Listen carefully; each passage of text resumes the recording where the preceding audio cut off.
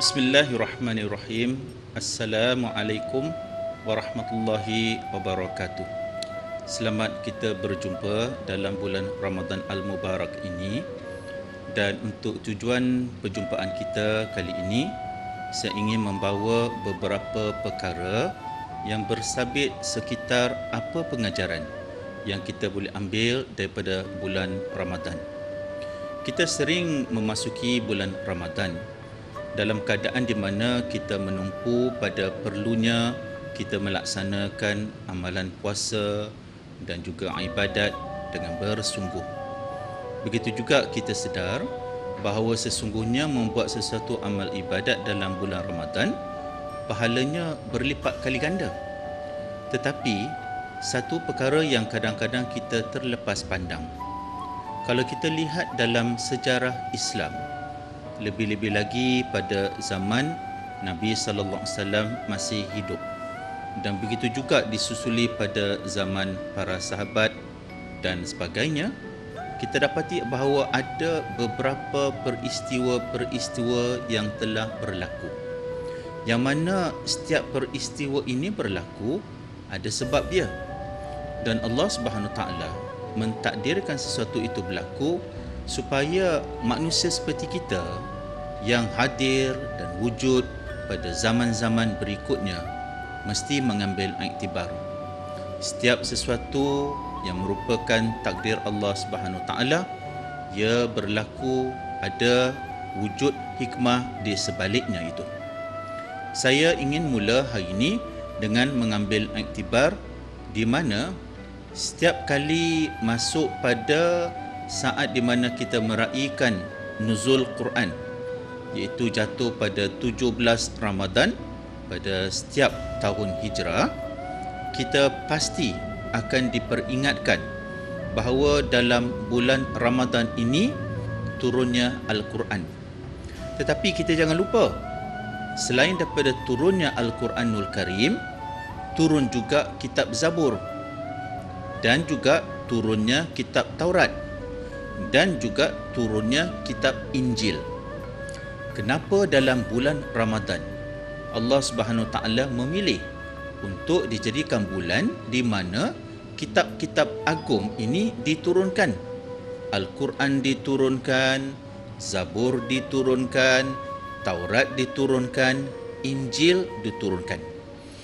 Jadi contohnya nuzul Quran, majoriti ataupun jumhur ulama mengatakan jatuh pada 17 Ramadan, walaupun ada segelintir yang mengatakan bahawa ia ada yang jatuh pada 7 Ramadan, ada yang jatuh pada 18 Ramadan, ada yang jatuh pada 21 Ramadan. Tetapi hakikatnya nuzul Quran berlaku pada bulan Ramadan.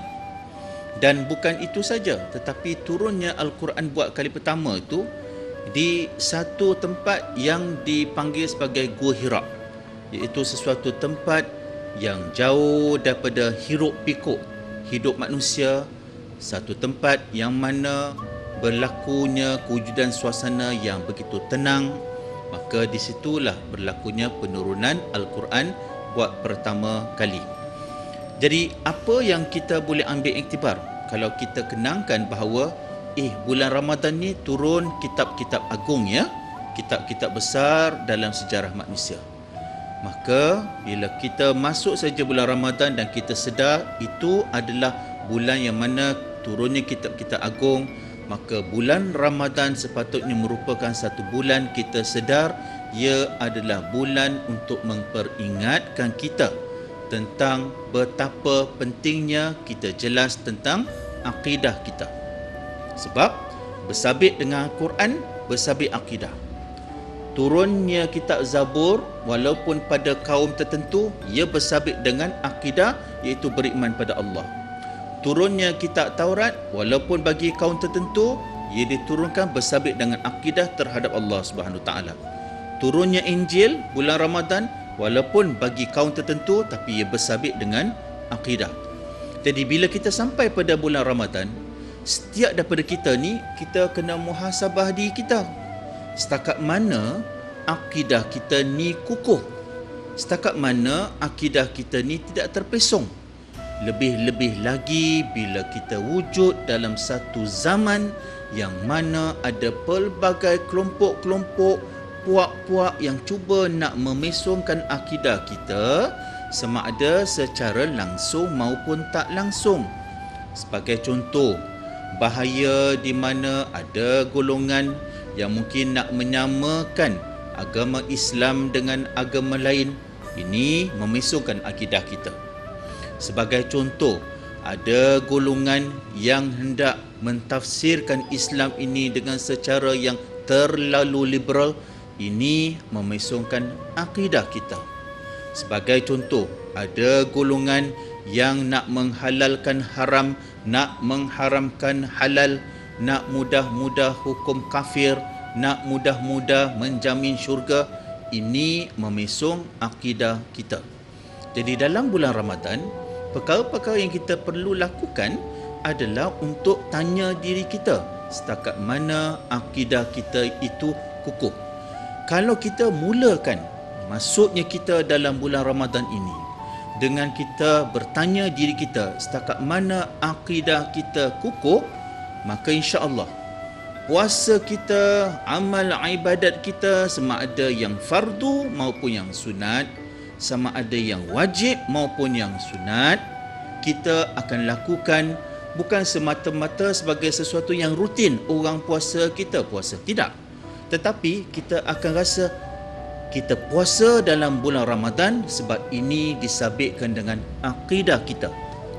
Maknanya, bila kita puasa dalam bulan Ramadan, kita puasa dengan satu semangat seolah-olah nak meyakinkan kepada Allah Subhanahu Taala, ya Allah, ya Tuhanku, aku laksanakan puasa bulan Ramadan ini usaha kerdil aku nak membuktikan kepadamu, ya Allah, bahawa sesungguhnya aku ni masih layak lagi menerima taufik dan hidayat daripada-Mu. Oleh itu, ya Allah, janganlah kamu ambil hidayat ini daripadaku walaupun selama sekelip mata. Jadi, tuan-tuan dan puan-puan sekalian, sidang penonton sekalian, ini yang kita mesti ada dalam diri kita. Bila kita masuk dalam bulan Ramadan dan kita kenangkan turunnya pelbagai kitab-kitab agung, ia adalah satu peringatan pada kita. Bulan Ramadan, bulan untuk kita tanya diri kita setakat mana kita punya akidah itu adalah mantap dan kukuh sehingga boleh meyakinkan kepada Allah Subhanahu Taala untuk terus menurunkan taufik dan hidayat pada kita. Sekian, wallahu alam, wassalamualaikum warahmatullahi wabarakatuh.